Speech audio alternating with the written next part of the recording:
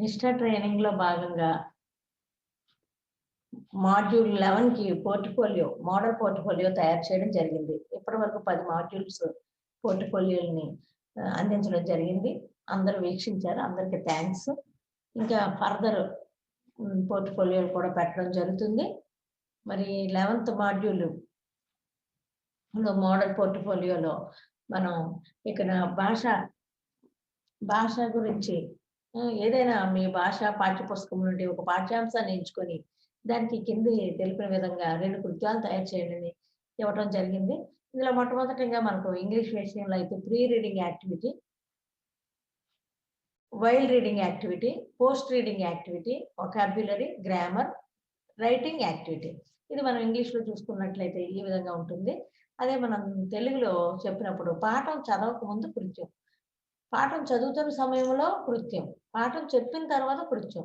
పదజాలం, వ్యాకరణం, లేఖన కృత్యం. ఈ విధంగా మనం మరి పోర్ట్‌ఫోలియో కృత్యంలో ఏ విధంగా చేయమని చెప్పడం జరిగింది. అయితే మరి నేనైతే 4వ తరగతిలో తెలుగులో తెలుగు తోట అనే దాంట్లో పాఠ్యాంశంగా గోపాల్ తెలివి అనే పాఠ్యాంశాన్ని ఇక్కడ నేను తీసుకోవడం జరిగింది. ఏదైనా మీ భాషా పాఠ్యపుస్తకం నుండి ఒక పాఠ్యాంశాన్ని ఎంచుకొని, దాన్ని కింది విధంగా 2 కృత్యాలు తయారు చేయమని చెప్పడం జరిగింది. దానికి నేను కృత్యాలను తయారు చేయటం జరిగింది. అయితే ఇందులో మనం ఆశించే అభ్యసన ఫలితాలు ఏమిటంటే, ఇక్కడ మనం గోపాల్ తెలివి అనే పాఠంలో, ఆ పాఠం ద్వారా విద్యార్థి ఏం తెలుసుకుంటాడు? ఏం నేర్చుకుంటాడు? మరి విద్యార్థి ద్వారా మనం ఆశించే ఫలితాలు, అభ్యసన ఫలితాలు ఏమిటి అన్నది మనం ఇక్కడ చెప్పడం జరిగింది. ఇక్కడ మొదటి విషయంలో రాజు అడిగిన ప్రశ్నలు గురించి తెలుసుకుంటారు. రాజుగారు ఏమేమి అడిగారో ఆ ప్రశ్నల గురించి విద్యార్థులు తెలుసుకుంటారు. అదేవిధంగా ఆ ప్రశ్నలకు జవాబులు ఏమిటో అనేది ఊహిస్తారు. ఆ ప్రశ్నలకి ఏంటి జవాబులు అన్నది విద్యార్థి తనకు తానుగా ఊహించుకుంటాడు. అదేవిధంగా సామంతరాజులు పండితులతో ఎందుకు చర్చిద్దామన్నారో ఆలోచిస్తారు. అదేవిధంగా గోపాల్ యొక్క తెలివిని ప్రశంసిస్తారు. ఈ పాఠంలో గోపాల్ యొక్క తెలివిని మనం చక్కగా వివరించడం జరుగుతుంది. ఆ తెలివిని చూసి వీరు విద్యార్థులు ప్రశంసించడం నేర్చుకుంటారు. ఈ విధంగా సందర్భానుసారంగా తెలివితేటలను ఉపయోగించి అపాయం నుండి ఎలా తప్పించుకోవాలో నేర్చుకుంటారు. అదేవిధంగా తెలివితేటలు ఉంటే ఏమైనా సాధిస్తామని అనేది విషయాన్ని ఇక్కడ గ్రహించడం జరుగుతుంది. ఇక్కడ మనం మొట్టమొదటిగా నీ కృత్యంలో ఏం తీసుకున్నామంటే, పాఠ్యాంశంలో ఉన్న ఒక చిత్రాన్ని విద్యార్థులకు చూపించి, పాఠం చదవక ముందే ఈ కృత్యాన్ని విద్యార్థులకు చూపించి, ఈ కృత్యం ద్వారా ఆ విద్యార్థులతో ఆలోచింపజేసి మాట్లాడించడం జరుగుతుంది. ఇక్కడ మనం తీసుకుంటే ఈ చిత్రంలో ఇక్కడ కొన్ని గొర్రెలున్నాయి. ఈ గొర్రెలు నడుస్తూ వస్తూ అక్కడ ఏముందన్నది చూడకుండా వెంటనే అది మామూలుగానే సమంగానే ఉందని అడుగు వేయటం జరుగుతుంది. ఆ అడుగు వేసిన వెంటనే అది మరి గొయ్యి ఉండి ఆ గోతిలో ఈ గొర్రెలను పడిపోవటం మనం ఇక్కడ చూస్తున్నాం.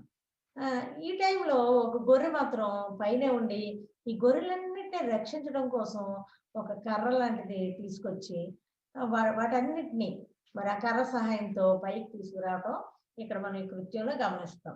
అయితే మరి ఈ విద్యార్థులు అందరూ కూడా ఈ యొక్క చిత్రాన్ని పరిశీలిస్తారు.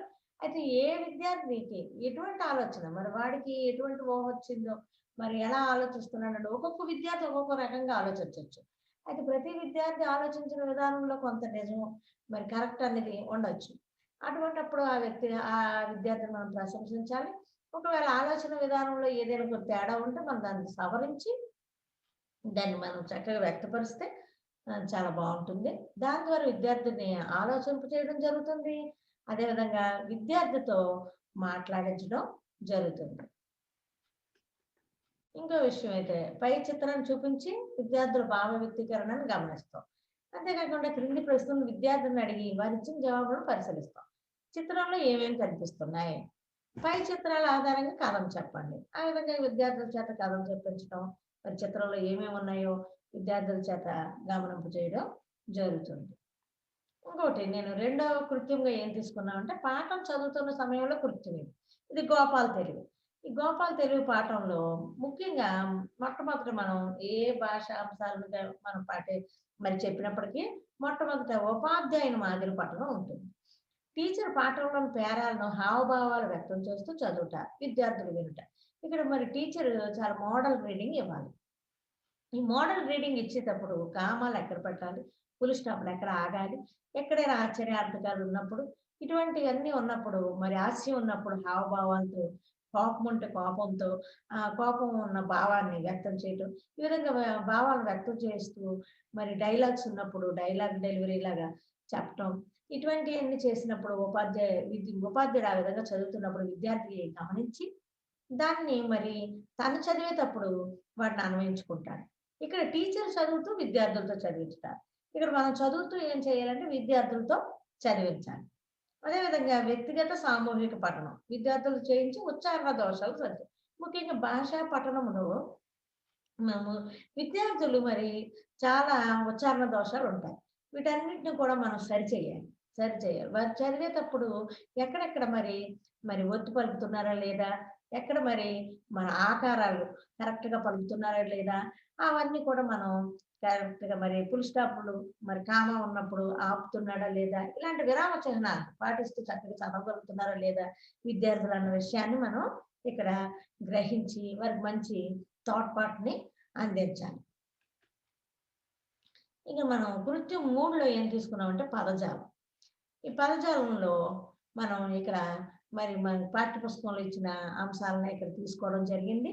ఇక్కడ ఫస్ట్‌లో అనే అక్షరం దగ్గర పాఠం చదవండి. పాఠంలోని గుణింతాక్షర పదాలు రాయండి. ఇక్కడ మరి మనం తీసుకున్నది ప్రైమరీ క్లాస్ కాబట్టి, ఫోర్త్ క్లాస్ కాబట్టి, మరి విద్యార్థుల చేత పాఠాన్ని దగ్గర ఉండి టీచర్స్ పర్యవేక్షణలో చదివిస్తూ, అక్కడ ఎక్కడైతే గుణింతాక్షరాలు ఉన్నాయో ఆకారం, ఆకారం, ఈకారం, ఈకారం అలా గుణింతాక్షర పదాలు ఎక్కడెక్కడ ఉన్న విద్యార్థుల చేత గుర్తింపజేసి, ఆ పదాలన్నిటిని కూడా మనం ఇక్కడ రాయించటం.